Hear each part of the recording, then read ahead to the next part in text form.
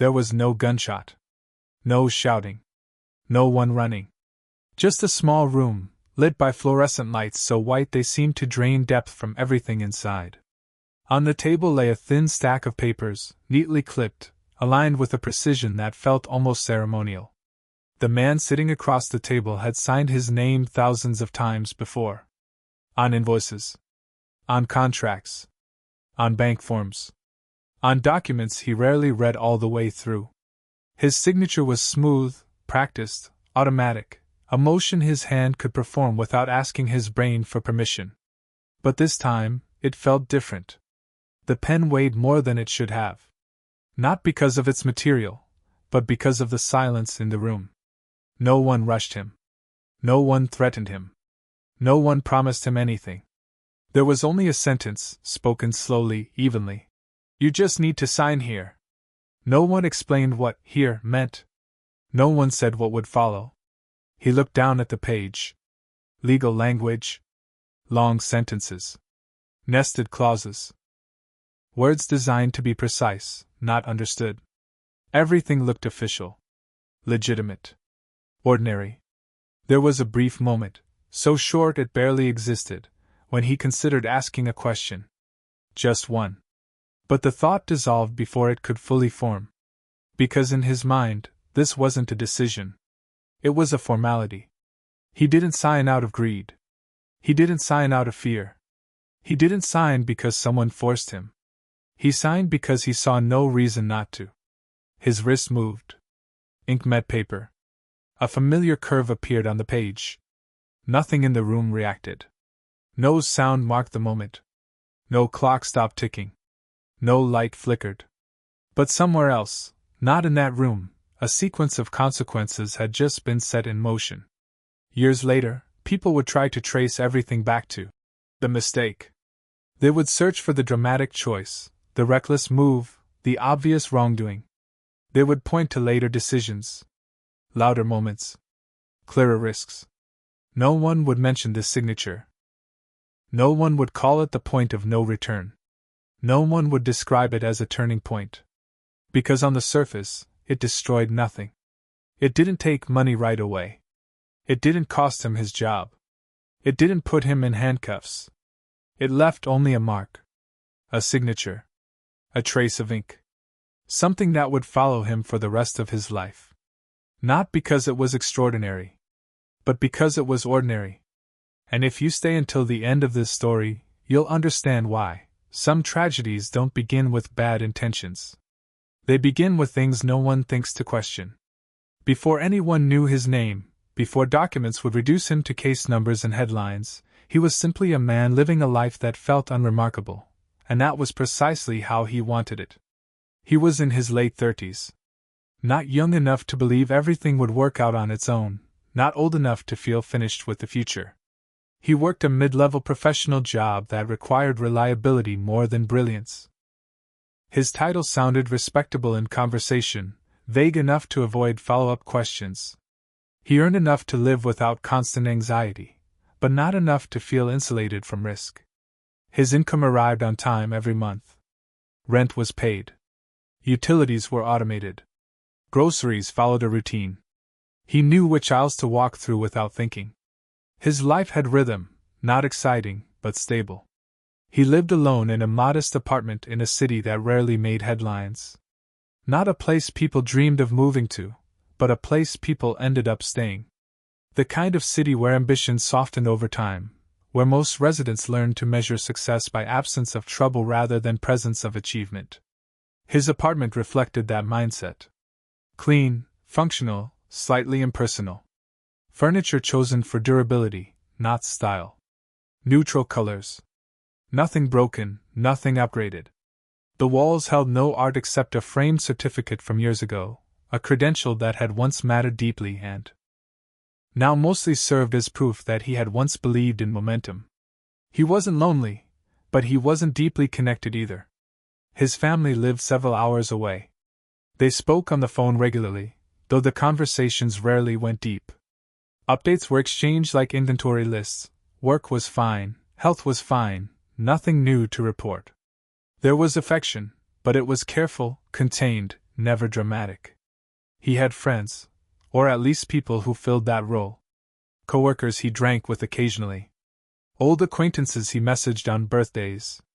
Relationships that required little emotional maintenance. If someone moved away, the connection faded naturally, without conflict. There had been relationships. A few long ones. None that ended explosively. Mostly mutual realizations that something fundamental was missing. He was often described as reliable, steady, easy to be with. Rarely as intense or passionate. Those words followed him in every area of life. At work, he was dependable. He showed up on time. He followed procedures. He didn't challenge authority unless it was clearly safe to do so. Managers trusted him with responsibility because he didn't surprise them. Colleagues came to him when they needed something done correctly, not creatively. He was not invisible, but he was not memorable either. And that was not an accident. Earlier in his career, he had learned, slowly, through observation rather than instruction, that visibility carried risk. The people who stood out were the ones blamed when something went wrong. The ones who pushed back were remembered. The ones who asked too many questions developed reputations. So he learned to stay within the acceptable range. He read policies carefully enough to comply, but not enough to interrogate them. He followed processes without asking why they existed. He trusted that someone else, someone higher up, someone smarter, someone paid to worry, had already thought things through. This wasn't laziness. It was adaptation. His job required him to handle paperwork, approvals, records. He dealt with documents every day, forms that passed through multiple hands, accumulating signatures like sediment. His role was often one step in a long chain, never the final authority, never the origin. That structure gave him comfort. When responsibility was distributed, guilt became abstract. Decisions belonged to systems, not individuals. If something failed, it failed collectively. He told himself this often, though he never said it out loud. Outside of work, his ambitions were modest. He wanted financial stability. Maybe a slightly larger apartment someday. Maybe a relationship that lasted. He imagined retirement not as freedom, but as relief, the absence of pressure rather than the presence of joy. He didn't dream big, but he dreamed safe. And for a long time, that seemed like wisdom. He avoided debt where possible. He avoided conflict whenever it appeared unnecessary. He avoided choices that would force him to explain himself. His life strategy was simple: minimize exposure. There were moments, though small ones, when doubt crept in. Occasionally, late at night, he would feel a vague dissatisfaction he couldn't articulate. Not regret, exactly. More like a sense that something important was happening elsewhere, to other people. That life was a series of rooms he had chosen not to enter. But those thoughts were fleeting. They dissolved in routine. Morning alarms. Work emails. Grocery lists. He reminded himself that most disasters came from wanting too much. What he never fully acknowledged was that his life depended heavily on systems he did not control and barely understood. The company he worked for had layers of management, compliance departments, legal oversight. Policies changed frequently. New training modules appeared without explanation. Everyone adapted. No one asked why. There were rumors, occasionally, about investigations, about restructures, about someone being let go. They circulated briefly, then vanished. Officially, everything was always fine. And he believed that. Because believing otherwise would require effort. At no point did he consider himself naive. He thought of himself as realistic, cautious, mature. The kind of person who understood how the world actually worked. He knew that rules existed for a reason. That organizations protected themselves. That individual workers were replaceable. He accepted all of this as neutral fact, not injustice. So when responsibilities expanded slowly over time, he accepted them. When new forms crossed his desk, he processed them. When asked to step in temporarily, he did. Each addition felt minor. Reasonable. Incremental. Nothing ever felt like a leap. And that was the most important detail. There was no dramatic before and after version of him. No sudden shift in values. No hidden darkness waiting to surface. He did not wake up one day as a different person. He was the same man he had always been, careful, cooperative, unremarkable. The kind of person systems depend on. The kind of person systems rarely protect. Looking back, it would be tempting to search for warning signs. To identify moments where he should have known better. To label his caution as weakness, his compliance as cowardice. But at the time, nothing stood out. His life made sense to him. It was orderly, predictable, legible, and most importantly, it felt safe. Which is why, when an opportunity later presented itself, something framed not as risk, but as reassurance, it didn't trigger alarm. It felt like continuity. Like the next reasonable step. And that is what made it dangerous. To understand what happened later, it's necessary to step back from the man himself and look at the environment that shaped him, not as a villain, not as a conspiracy, but as a structure that rewarded certain behaviors and quietly punished others. The system around him did not announce itself. It didn't feel oppressive. There were no guards, no locked doors, no explicit threats. Instead, it presented itself as order. Rules. Procedures. Compliance. Everything had a process, and every process had a document explaining it. The language was neutral, technical, unemotional. It spoke in terms of efficiency, liability, risk mitigation. Words that sounded responsible. Adult. At his workplace, authority was diffuse. No single person appeared to be fully in charge, and that was by design. Decisions were broken into parts. Responsibility was shared across departments.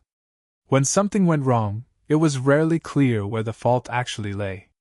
This diffusion created a specific kind of safety, not moral safety, but psychological safety.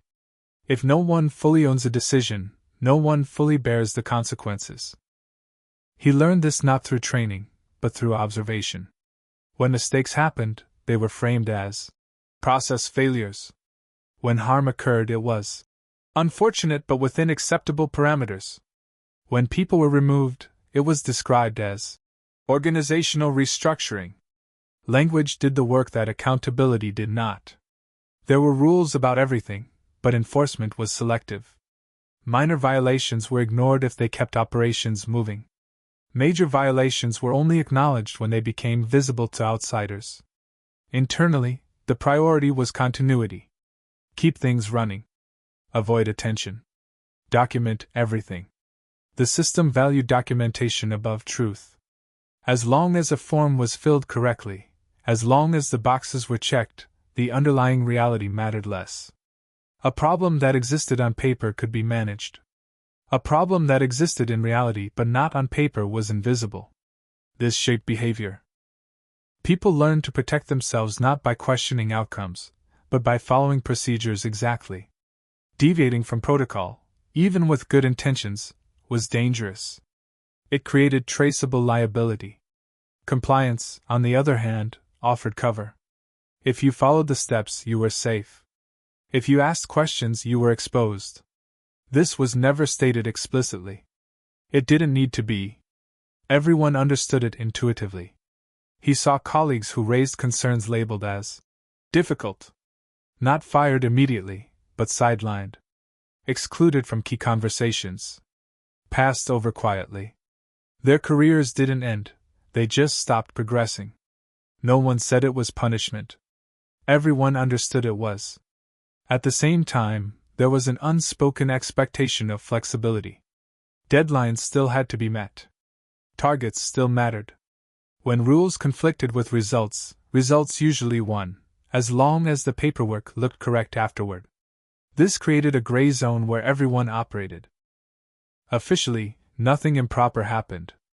Unofficially, everyone knew adjustments were being made. The system depended on people who could navigate this ambiguity without drawing attention to it. People like him. He was not powerful.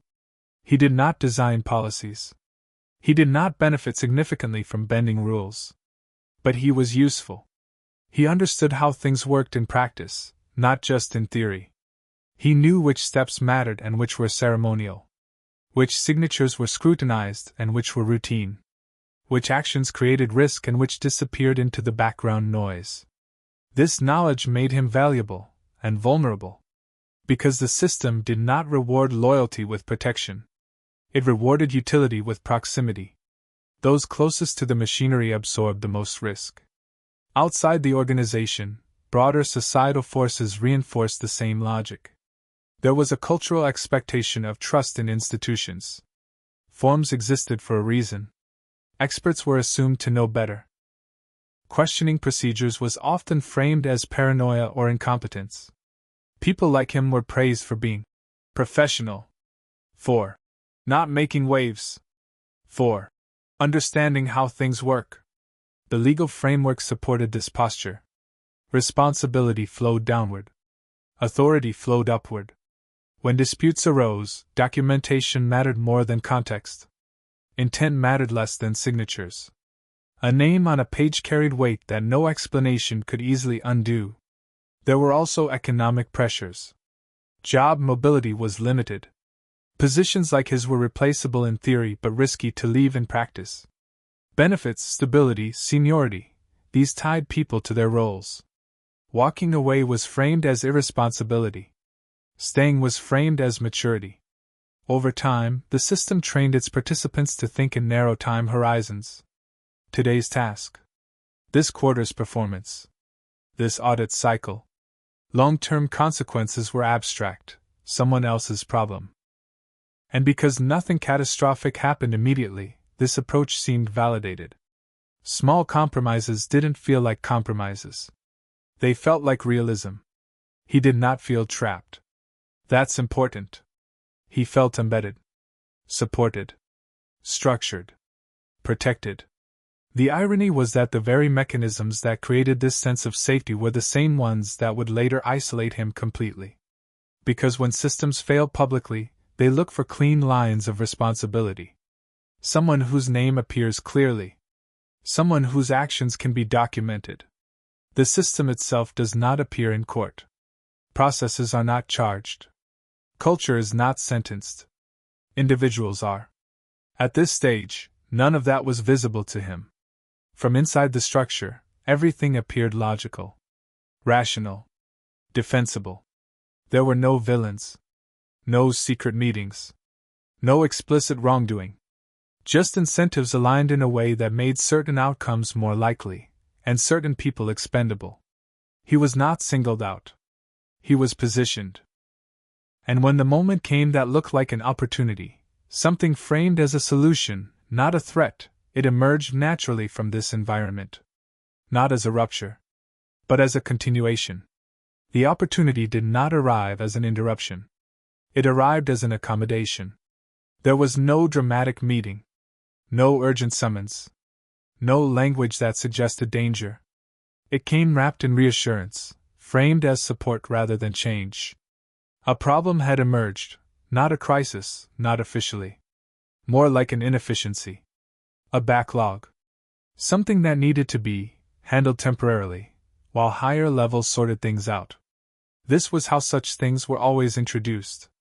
He was approached because he was known to be reliable. Because he understood the paperwork. Because he didn't panic. Because he didn't ask questions that slowed things down. The request was presented as narrow in scope. Just for now. Just to help. Just until things stabilize. It was not described as an expansion of responsibility. It was described as a shield, a way to prevent issues from escalating. A way to protect the organization. And by extension, the people inside it. Including him. There was a subtle appeal to competence. To trust. To professionalism. They didn't say, we need someone to absorb this risk. They said, we need someone who understands the process. They didn't say, this could come back to you. They said, this keeps things clean. The task itself was not complicated. It involved oversight. Verification. Signing off on documents that had already passed through other hands. His role was framed as confirmatory, not decisive. He was not being asked to create anything new, only to validate what already existed. That distinction mattered to him. He asked a few questions, practical ones. About timelines. About reporting structure. About whether this was temporary. The answers were smooth. Reasonable. Vague in the way that organizational answers often are. Yes, temporary. Yes, covered. Yes, approved at higher levels. There was no explicit lie. Just an absence of specificity. And there was something else, something unspoken but clearly felt. Declining was an option. But not a neutral one. Saying no would have required explanation. It would have marked him as uncooperative. Not defiant, just inconvenient. The kind of inconvenience that gets remembered. Accepting, on the other hand, cost him nothing immediately. No pay cut. No added hours, officially. No change in title. It even came with subtle validation. A nod of recognition. A sense of being trusted. In systems like this, trust is currency. He told himself this wasn't ambition. He wasn't trying to climb. He wasn't angling for promotion. He was simply being helpful. Responsible. And that framing allowed him to ignore the small discomfort that surfaced, the sense that the boundaries of his role were becoming less clear. The risk, if there was one, felt abstract. Everything he was being asked to do had precedent. There were templates. Previous examples. Existing signatures from others. This wasn't a new invention, just a continuation. He reviewed documents that had already been reviewed. He signed off on actions that had already been initiated. His signature felt like punctuation, not authorship. A period at the end of a sentence someone else had written. There was also reassurance in numbers. He was not alone in this role. Others had done similar things before. Some still were. It wasn't framed as exceptional, just situational. If this were dangerous, he reasoned, it wouldn't be so normalized. That logic was comforting. He noticed that the pace picked up slightly. Deadlines tightened. There was more urgency, though still no panic. Language shifted from, "when you can," to, "we'll need this by end of day." But urgency alone does not signal danger. In his experience, it was simply how organizations functioned under pressure. And pressure was constant. Occasionally, he encountered something that didn't fully make sense. A discrepancy. A missing attachment. A step that seemed to have been skipped. Each time, there was an explanation. That's handled elsewhere. That's legacy data. That was approved verbally. Nothing that rose to the level of refusal. And refusing would have required certainty. He didn't have certainty. What he had was plausibility. And plausibility is often enough. He adjusted. He became more efficient. He learned which inconsistencies mattered and which could be resolved retroactively. He trusted that if something were truly wrong, someone above him would intervene. That was, after all, how the system was designed. Or so it seemed. The opportunity began to feel less like a temporary assignment, and more like a position he occupied by default. Not officially, but functionally. No one clarified when it would end. No one redefined the scope. The work simply continued. He told himself this was fine. That ambiguity was normal.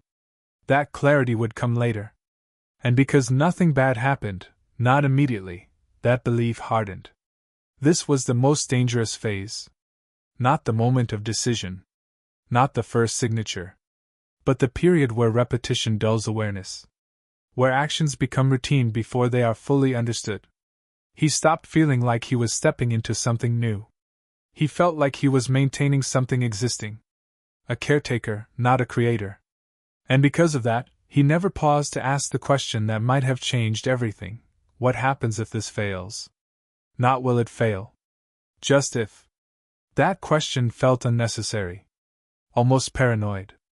After all, nothing had failed so far. The opportunity continued to present itself as stability. As control. As order. A way to prevent chaos. He believed he was standing at the edge, keeping things from tipping over. What he didn't see was that he had already stepped inside. And once inside, the system would begin to rely on him, not as a helper, but as a point of responsibility. Quietly. Incrementally. Without announcement. The exit was still technically there. But it was becoming harder to see. The first real decision did not announce itself as such. There was no moment where he sat back, weighed options, and consciously chose a path. If you had asked him later when he decided to cross a line, he wouldn't have been able to answer, because from his perspective, no line had been visible. What arrived instead was a situation that required resolution. A file stalled. A deadline approaching. A missing confirmation that should have come from somewhere else but hadn't. These things happen all the time. Normally, the process would have paused. An email would be sent. A request logged. Time would pass. Responsibility would diffuse. But this time, pausing carried consequences. There were downstream effects. Other departments waiting. External timelines already communicated. Delays that would create attention, and attention was the one thing everyone wanted to avoid. He noticed this not because anyone told him explicitly, but because of tone. Messages became shorter. Responses quicker. Courtesy dropped slightly, replaced by efficiency. No one said this is on you. But no one else moved either. And in that stillness, the problem subtly repositioned itself. If he did nothing, the issue would remain unresolved, and unresolved issues eventually acquire owners. If he acted, things would move forward. This framing mattered. Doing nothing would not be neutral. It would be a choice, one that created friction. Acting, on the other hand, felt like alignment. Cooperation. Professionalism. He reviewed the materials again. The missing element was not information he didn't understand. It was a confirmation that, in practice, had already been assumed. The work had been done. The outcome was functionally decided. The confirmation existed more as ritual than substance. This was important. He wasn't being asked to invent reality. Only to acknowledge it. At least, that's how it felt. He considered escalating the issue. Asking for guidance. Formally documenting the delay. But escalation had a cost. It would expose the gap. It would slow things down. It would signal that the system wasn't working smoothly. And he had been positioned, implicitly, as someone who kept things smooth. There was also the matter of precedent. Others had handled similar situations before. He had seen signatures where documentation had been completed retroactively. He had watched issues get resolved not by reopening the past, but by aligning the present with what had already happened. This was not an anomaly. It was practice. So the decision, when it came, felt less like a choice and more like a correction. He signed. Not impulsively. Not carelessly. He took time. He reviewed what was there. He ensured the details matched existing records. He made sure nothing overtly false appeared on the page. In his mind, this was not deception. It was completion. A way of closing a loop that should have been closed earlier. The relief was immediate and subtle. The process moved forward. Messages resumed normal tone. The system exhaled. No alarms. No reprimands. No consequences.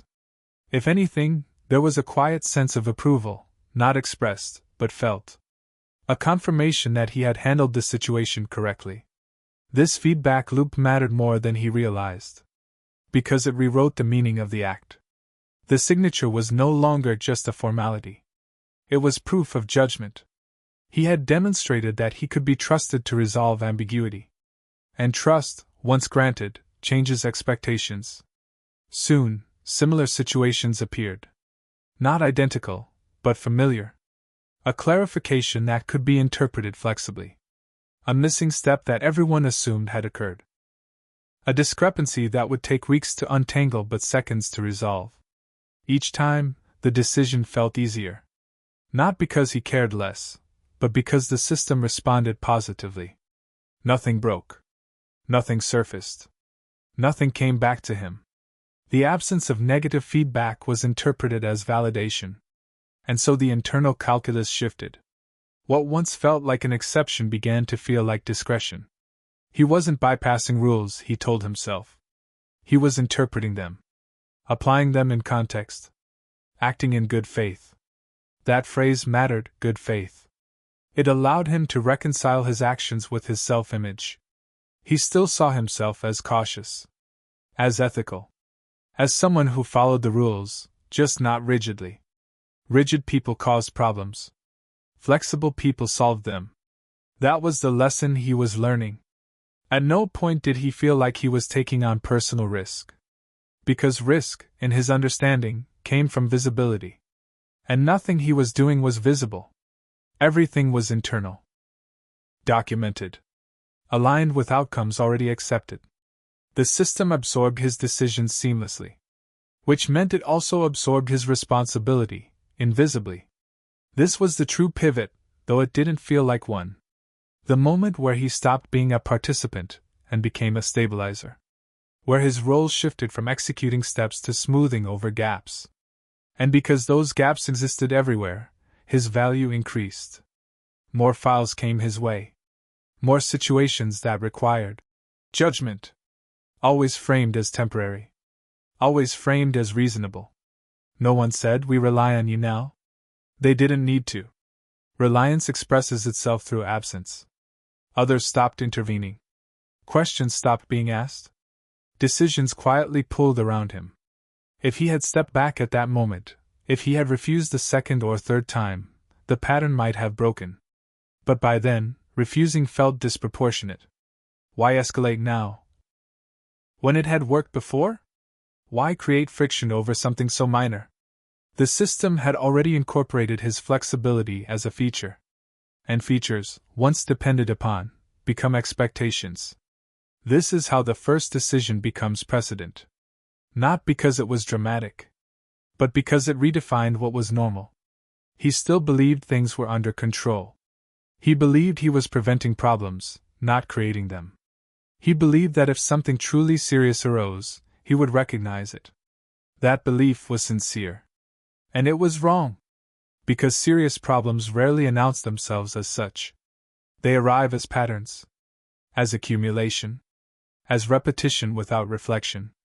By the time the stakes become visible, the behavior is already ingrained. The first decision had not locked any doors. But it had changed the direction of travel. And from that point on, every subsequent step would feel shorter, easier, more justified than the last. Not because the risks were shrinking, but because his distance from the starting point was growing. Escalation rarely feels like acceleration from the inside. From his position, nothing suddenly sped up. There was no sharp increase in pressure, no dramatic expansion of authority, no moment where he felt overwhelmed. What changed instead was density, the number of small decisions packed into each day, each one individually insignificant, collectively transformative. The work kept arriving. Not in waves. In droplets. A file here. A clarification there. A request phrased as a favor rather than a directive. Each one carried the same subtext, "You know how to handle this." And because he usually did, the system responded by giving him more opportunities to prove it. He noticed that his inbox began to differ subtly from others. He was copied earlier. Included more often. Asked privately rather than through official channels. These weren't promotions. They weren't formal acknowledgments. They were signs of informal trust, the most dangerous kind, because it is undocumented. Informal trust leaves no paper trail. But it concentrates responsibility. He did not seek this position. He drifted into it. And drifting felt safe. When questions arose, they were framed narrowly. Can you confirm this aligns with prior approvals? Does this look consistent with previous cases? Is this something we've already cleared before? These questions didn't ask him to decide outcomes. They asked him to affirm continuity. He was not creating new facts. He was preserving existing narratives. That distinction continued to shield his conscience. He still believed in escalation, in theory. If something truly abnormal appeared, he would raise it. But abnormality is subjective, and repetition erodes sensitivity. What once stood out began to blend in. Minor discrepancies stopped registering as warnings and started registering as background noise. He became adept at resolving them quickly, efficiently, without emotional engagement. Efficiency became its own justification. Time mattered. Flow mattered. Interruptions were problems. And because the system rewarded speed, speed began to feel virtuous. There was also a subtle shift in how others spoke to him. Less instruction. More assumption. They didn't explain context anymore. They trusted that he already knew it, or could infer it. That trust reduced friction, but it also removed safeguards. Context is where doubt lives. Without it, action becomes easier. When he did encounter something that made him pause, a pattern that felt slightly off, a repetition that shouldn't have been repeating, he told himself he was overthinking. Overthinking was inefficient. And inefficiency was a liability. The system did not explicitly punish caution. It simply made it uncomfortable. Delays attracted attention. Questions created meetings. Meetings created visibility. Visibility created risk. So he learned to resolve things quietly. He began to rely on his internal sense of what was acceptable. This sense was not fixed, it adjusted with exposure. Each resolved issue widened the boundaries slightly. Not enough to notice. Enough to matter. He was not alone in this. Others operated similarly. The difference was that his name appeared more often at critical junctions. His role, though unofficial, had become connective. He was a hinge. When something needed to move smoothly from one department to another, it passed through him. When a discrepancy needed to be absorbed, he absorbed it. When ambiguity threatened to slow progress, he clarified it, often by deciding it didn't matter. None of this felt malicious. It felt like stewardship. He took pride in being the person who prevented problems rather than creating them. Who understood the system deeply enough to navigate it without tripping alarms. He told himself that rigid adherence to rules often caused more harm than flexible interpretation. That real-world complexity required judgment, not dogma. And in many cases that was true. But the danger lay in extrapolation. Because once judgment becomes routine, it stops feeling like judgment. It becomes habit. He stopped documenting his reasoning as thoroughly. Not because he was hiding anything, but because the reasoning itself had become automatic. This is fine. We've seen this before. This won't matter. These thoughts replaced formal analysis. At the same time, the system began to rely on outcomes rather than process. As long as deliverables were met, questions diminished. Success masked risk. Nothing failed. Nothing triggered review. Nothing drew outside scrutiny.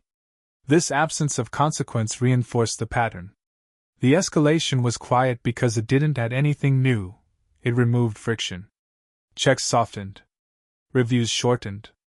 Assumptions filled gaps. And he was the one making those assumptions official.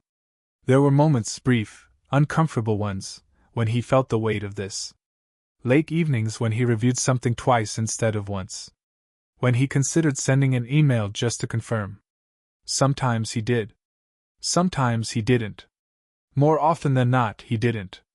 Because he had learned that nothing happened when he resolved things himself. And something always happened when he escalated. He was not rewarded for caution. He was rewarded for closure. Gradually, others stopped positioning themselves as decision-makers in these situations. They deferred to him, subtly, politely, without acknowledging what they were doing. If you're okay with it, we'll proceed. Let me know if this works on your end. The language mattered. Approval flowed through him now. And with it, exposure. Yet he still did not feel powerful. Power implies choice. He felt responsible, which is different. Responsibility narrows perspective. It focuses attention on immediate outcomes, not systemic implications. He was solving today's problem. Tomorrow could wait.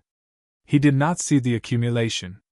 He did not see how many small exceptions were stacking on top of one another, forming a structure that looked stable but had never been designed. He did not see how dependent the system had become on his continued flexibility.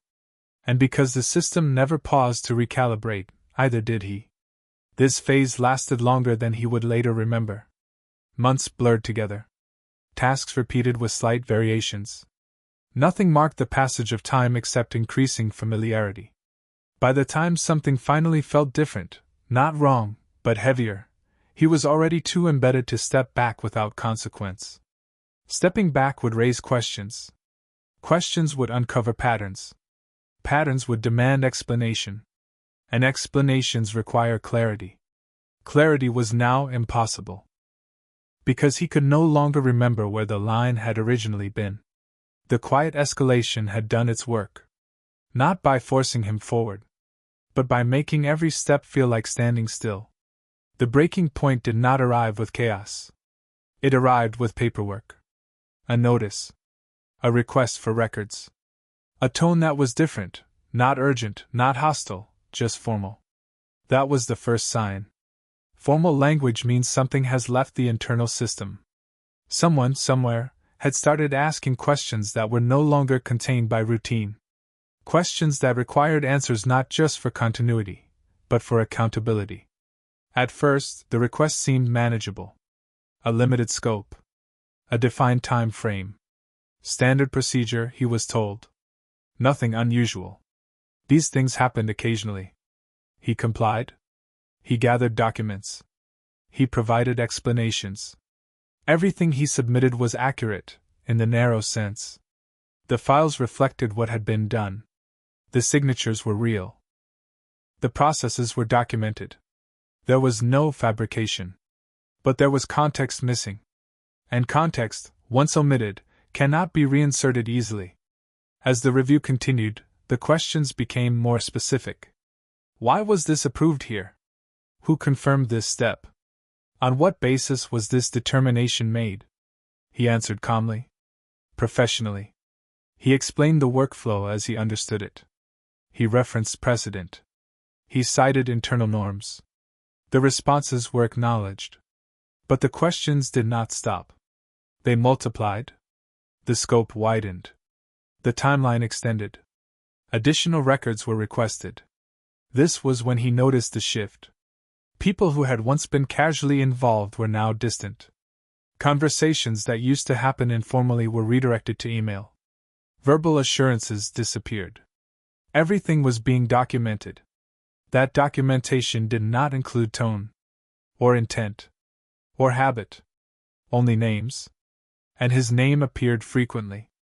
Not because he had acted alone, but because he had acted consistently. Consistency creates patterns. Patterns attract attention. He began to feel exposed, not accused, but isolated. When he reached out for clarification, the responses were careful. Non-committal. Everyone was. Cooperating fully. Everyone was. Reviewing internally. No one said you're fine. No one said this was standard. No one said anything definitive. That silence mattered. Because systems protect themselves by narrowing narratives.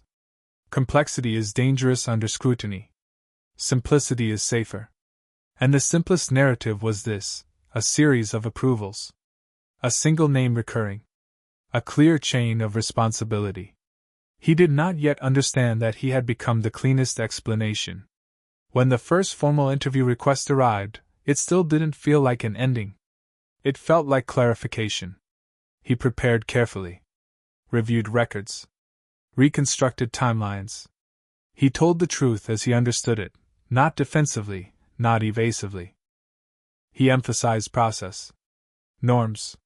The absence of objections at the time. He spoke calmly. The questions were calm too. But they did not ask about why the system functioned this way. They asked about who did what. That distinction closed the door. Because once responsibility is framed as individual action, systems fade into background noise. He was asked whether he understood the implications of his approvals. He answered honestly. He understood them within the context he had at the time. That answer did not land the way he expected. Understanding, in hindsight, had been redefined. The standard was no longer what was reasonable then. It was what could be argued now.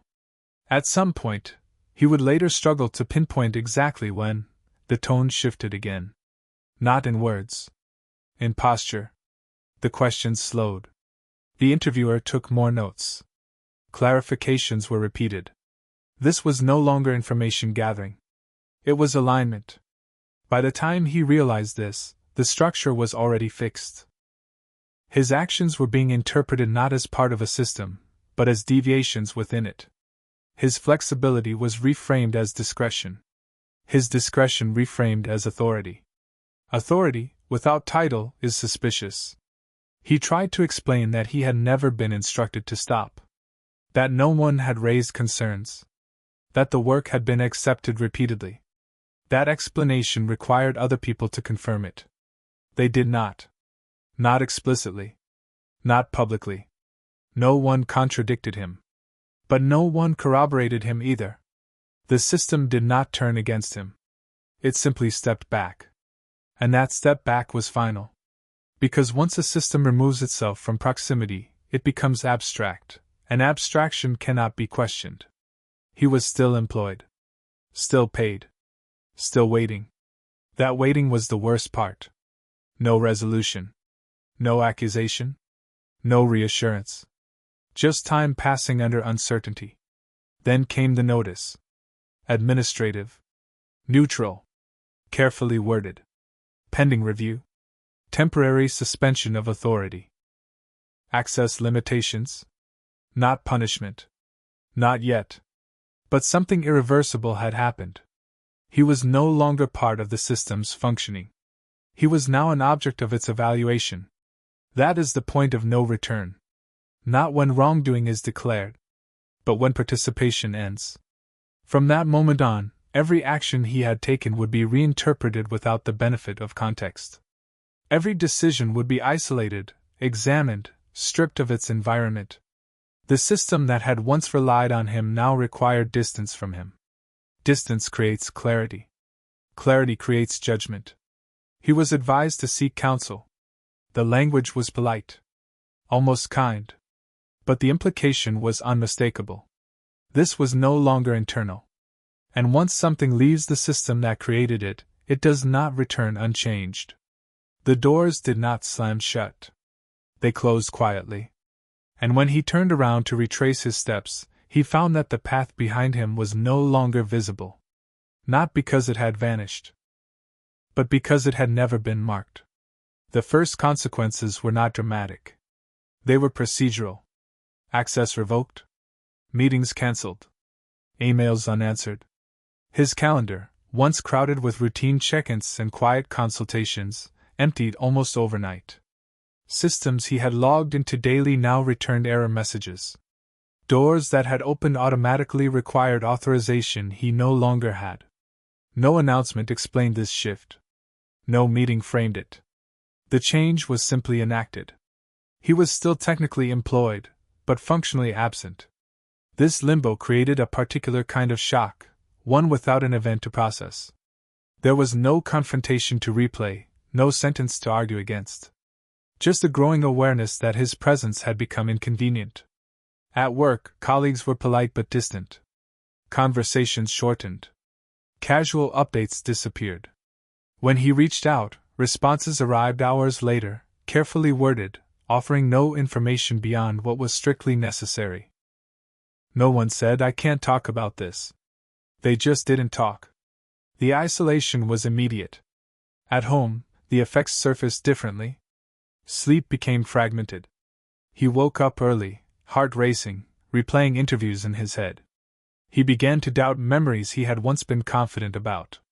Had that approval really been implied? Had that step actually been standard? Certainty eroded first. Then appetite. Then concentration.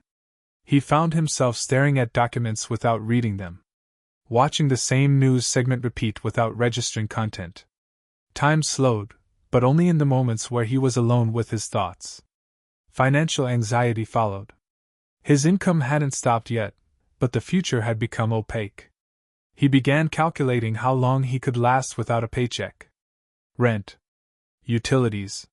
Savings that once felt adequate now felt fragile. He cancelled subscriptions.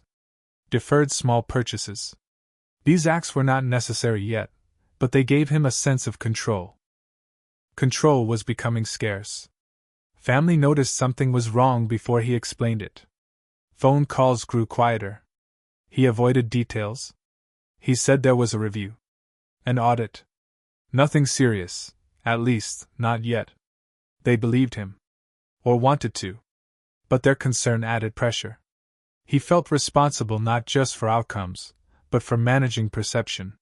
He didn't want to alarm them prematurely. He didn't want to explain something he didn't fully understand himself. So he minimized.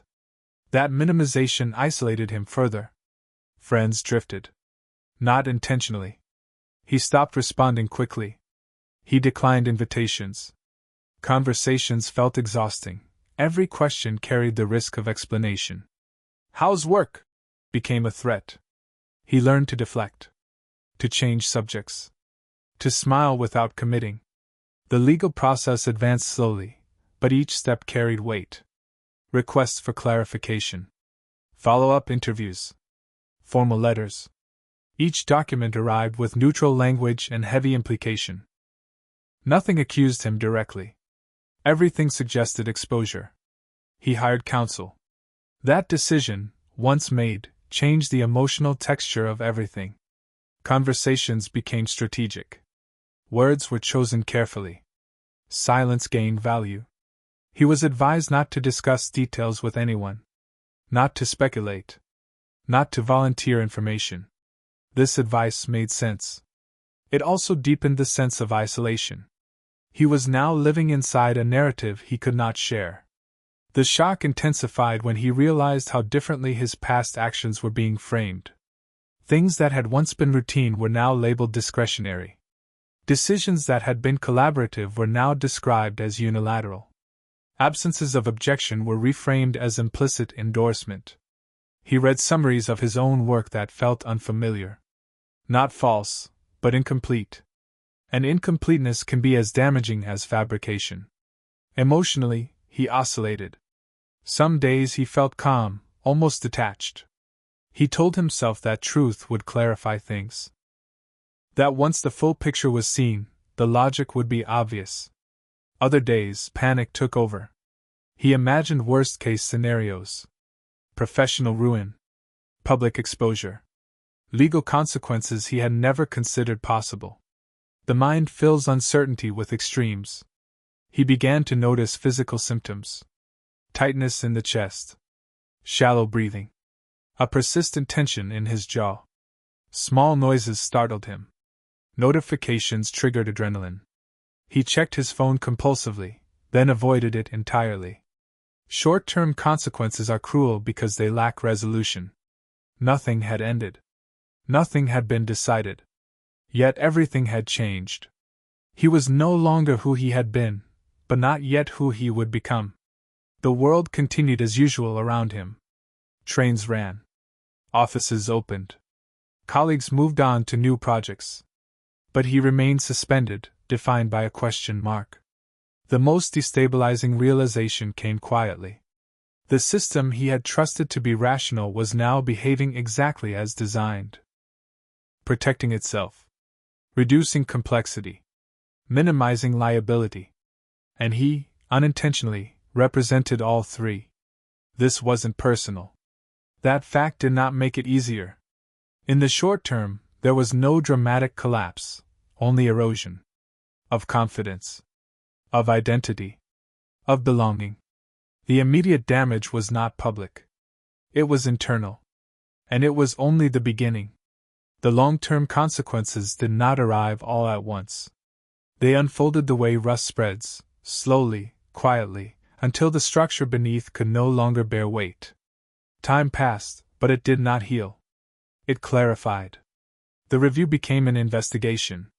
The investigation became a case. Language shifted again, this time unmistakably. Where there had once been process questions, there were now findings. Where there had been context, there were now determinations. Words hardened. Options narrowed.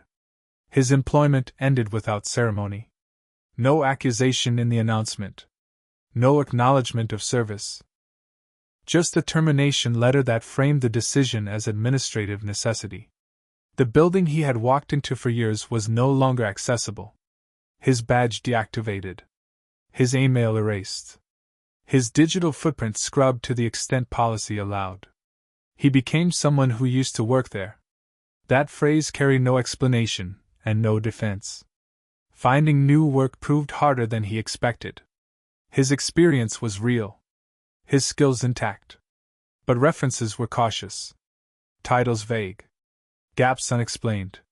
Background checks asked questions that could not be answered cleanly. Are you currently under investigation? Have you ever been disciplined for compliance issues? Truth required nuance. Forms did not allow nuance. He learned quickly that honesty without framing was dangerous, and framing without proof was suspect. Each application became a negotiation between disclosure and survival.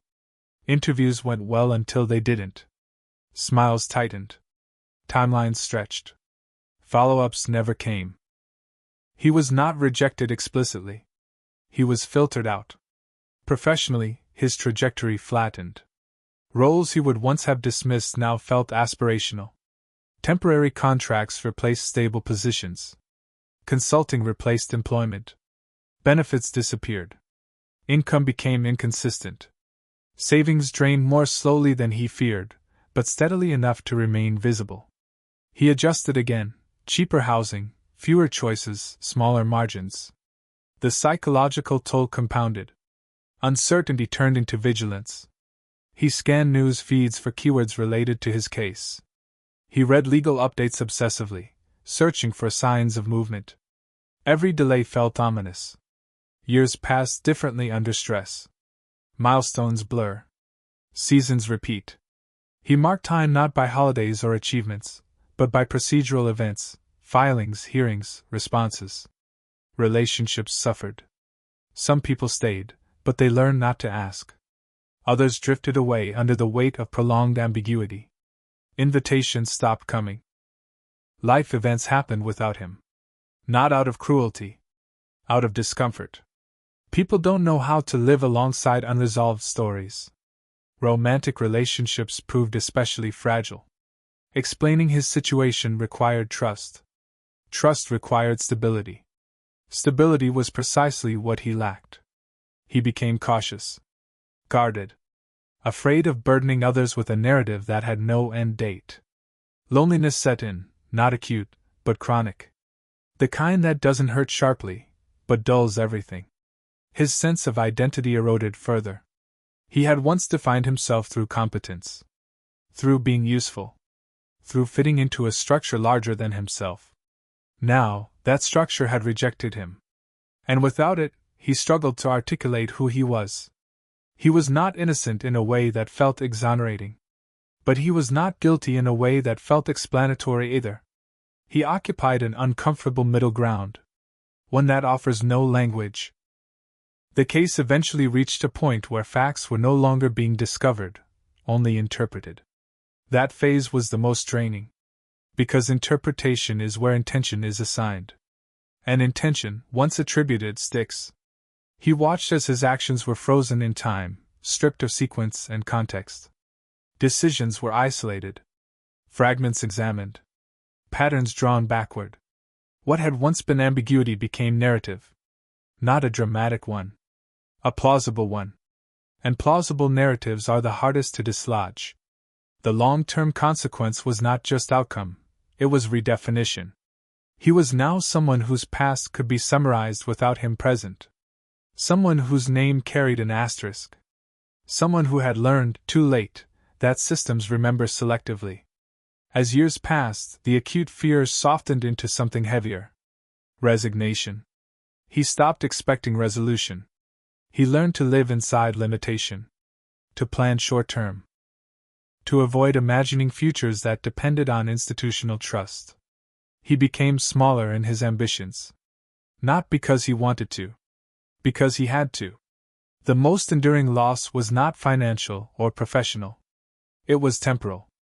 He lost the ability to think forward without calculation, to imagine growth without caveats, to see time as expansive rather than something to endure.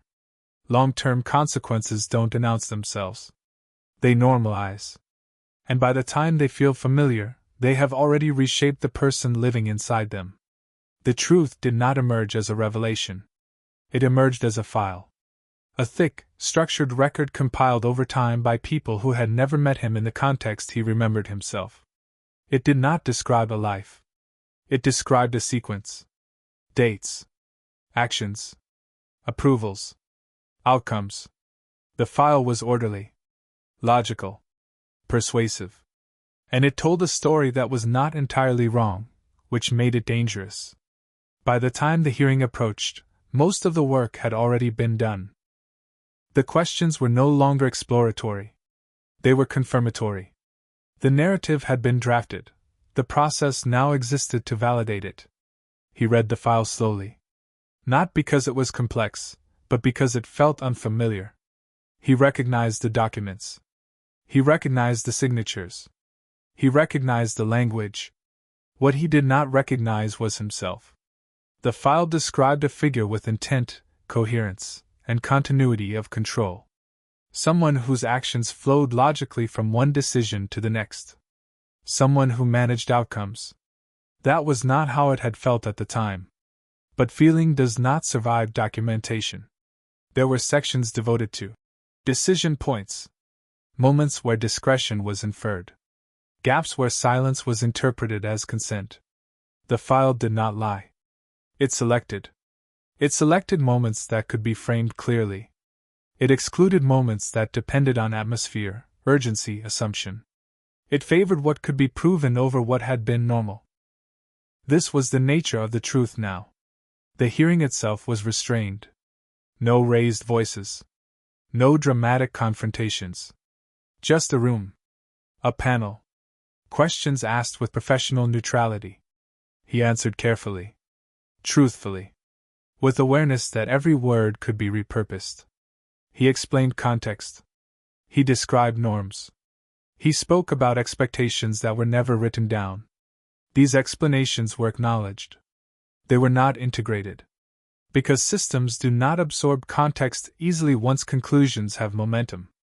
At several points, he realized something unsettling. The hearing was not primarily about understanding what happened.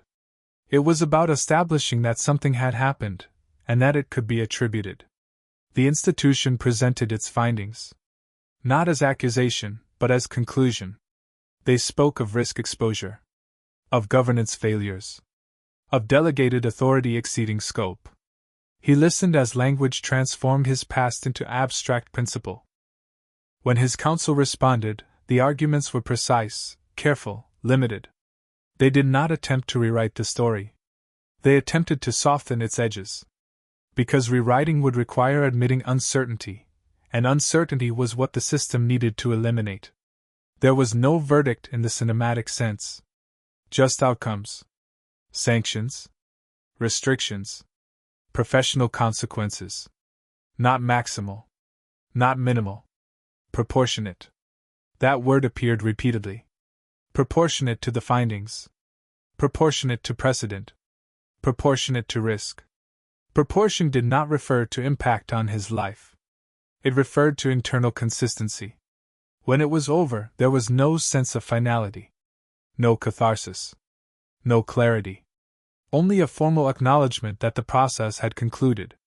He walked out of the room unchanged in appearance, but altered in status. The truth, as defined by the file, would now travel without him. Media coverage, where it existed, was limited and factual. Headlines used passive language. No villains. No heroes. Just compliance issues. Just governance lapses. The absence of spectacle made it heavier. There was nothing to push back against. Nothing exaggerated enough to dispute. The most painful realization came later, quietly. The file had not been designed to understand him.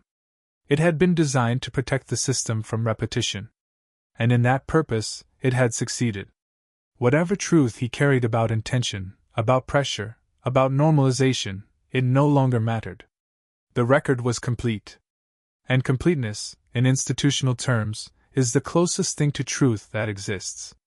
After the case concluded, the system moved quickly, not to reflect, but to adjust. There were memos, policy updates, training modules released with neutral titles like lessons learned and enhanced oversight frameworks. Nothing referenced him by name. From the outside, it looked like progress. New approval thresholds were introduced. Dual signature requirements added. Language around discretion tightened. Words like judgment were replaced with escalation protocols. On paper, accountability increased. In practice, responsibility diffused further. The system did not admit failure. It reframed risk. The narrative became one of improvement rather than correction. The organization presented itself as responsive, proactive, mature. And in doing so, it quietly severed the story from the person at its center. Internally, people adjusted behavior. Not toward ethics. Toward safety. Questions were asked more often, but only in writing. Decisions were escalated, but selectively. Documentation expanded, not to capture reality, but to create insulation. The lesson absorbed was not understand the system better. It was don't be the one whose name appears too often. His case became a reference point without detail.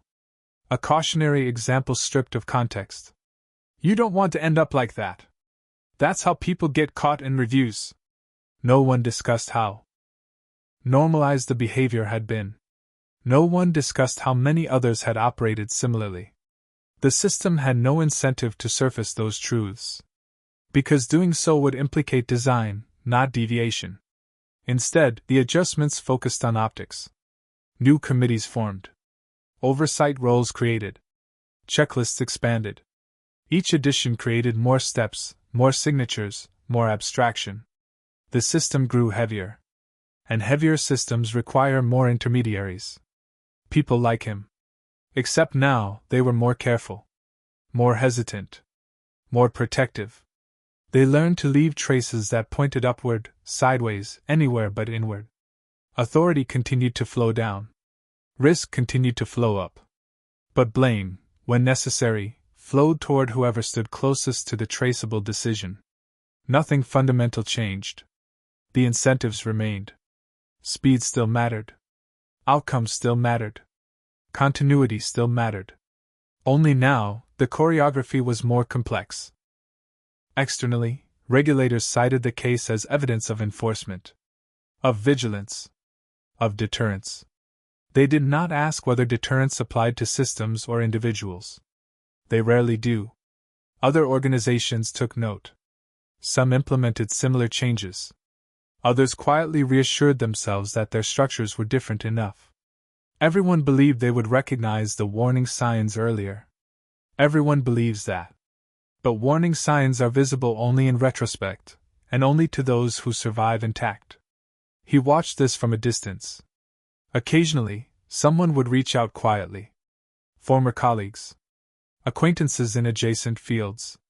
They asked cautious questions. What was it really like? Could it happen to anyone? He answered carefully. Not because he feared consequences anymore, those had already landed, but because he understood how fragile narratives were. He did not want to become a parable. Parables flatten complexity. He knew that systems do not learn from individual stories. They learn from data, from trends, from repetition. And his case, singular and contained, was easy to compartmentalize. It became a footnote in compliance training. A bullet point in risk assessments. Not a mirror. The system survived. It always does. That is not evidence of correctness. It is evidence of resilience. And resilience often depends on sacrifice, though the system rarely names it as such. From the outside, it looked as though balance had been restored. Inside, the same tensions remained. People still navigated ambiguity.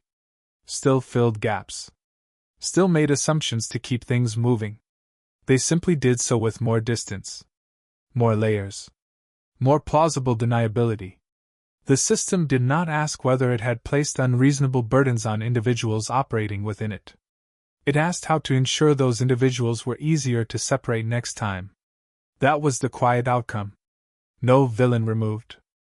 No structure dismantled. Just a recalibration that ensured continuity. And in that recalibration, the person at the center of the story disappeared completely. Not erased. Replaced.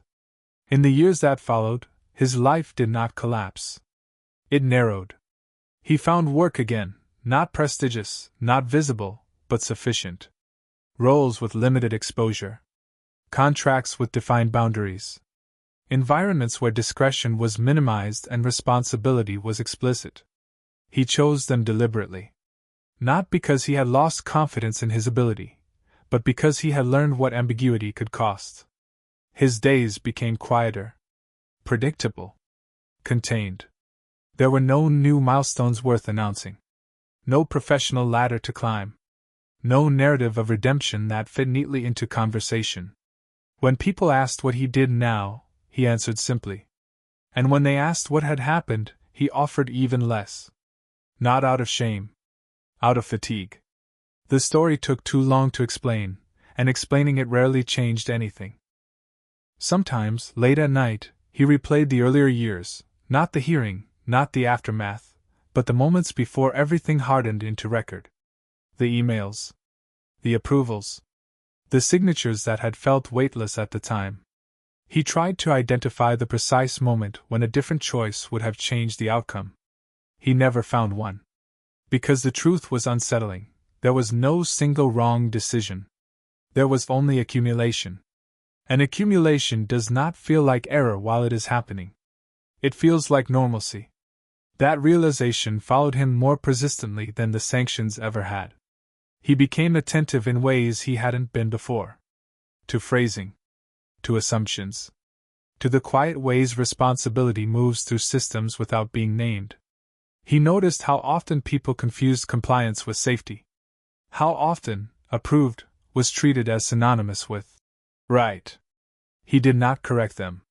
He had learned what happens to people who disrupt narratives without power. So he listened. He watched. And he kept his distance. From the outside, his life looked smaller. From the inside, it felt clearer. Not better. Clearer. The echoes of the story appeared unexpectedly. In news articles about similar cases. In policy changes announced elsewhere. In conversations that used words like oversight and governance without specifying what those words demanded of individuals. Each time, he felt a familiar tension, recognition without identification. He was no longer part of those systems. But he understood them more intimately than most. The final consequence was not bitterness. It was skepticism.